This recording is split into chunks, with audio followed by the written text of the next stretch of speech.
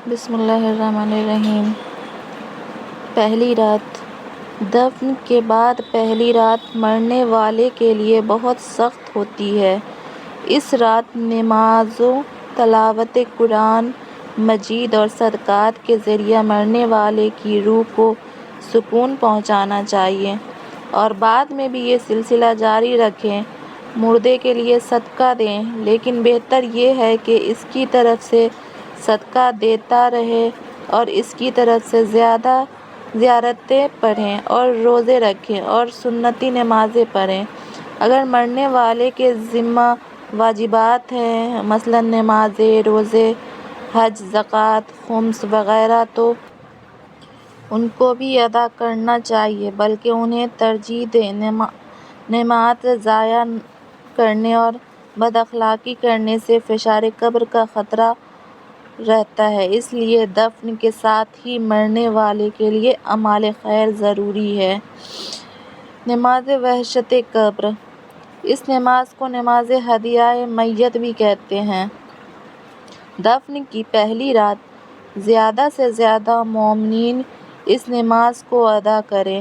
یہ رات کے کسی حصے میں ادا کی جا سکتی ہے اور اطلاع ملنے پر بعد میں بھی پڑھی جا سکتی ہے، لیکن مناسب یہ ہے کہ پہلی رات کے ابتدائی حصے میں یہ نماز پڑھی جائے، اور بہتر یہ ہے کہ نماز مغرب و عشاء کے درمیان پڑھیں۔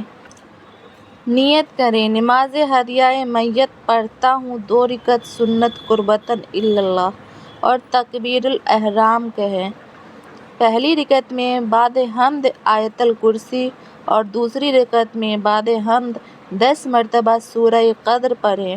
پہلی رکعت میں بعد حمد 2 مرتبہ سورہ توحید اور دوسری رکعت میں بعد حمد 10 مرتبہ اللہم کسارہ بھی مروی ہے، اور سلام کے بعد کہیں اللہم صلی علی محمد و آل محمد و ثواب ہاتین رکعتین الی قبر فلاں ابن فلاں۔ یہاں پہ جس کا بھی آپ کے مرحومین کا نام لے سکتے ہیں، فلاں ابن فلاں کی جگہ آپ اپنے مرحومین کا نام لیں۔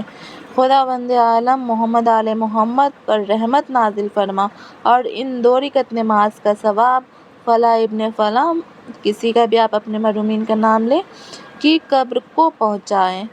اس طرح آپ نماز وحشت قبر پڑھیں۔ مرحومین کے فاتحہ کے لیے فاتحہ کا طریقہ۔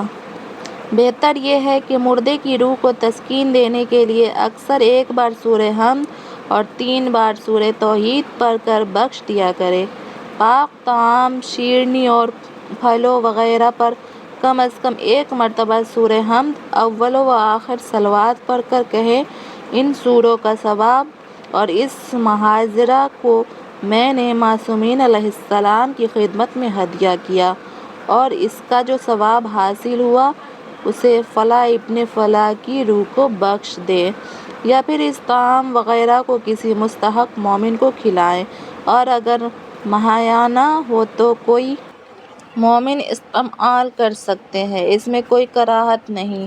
خداوند عالم نیت پر ثواب دیتا ہے اور اپنی قدرت کاملہ سے ہدیہ کی جانے والی چیز کو بہتر شکل میں مردوں کے لیے مہیا فرما دیتا ہے۔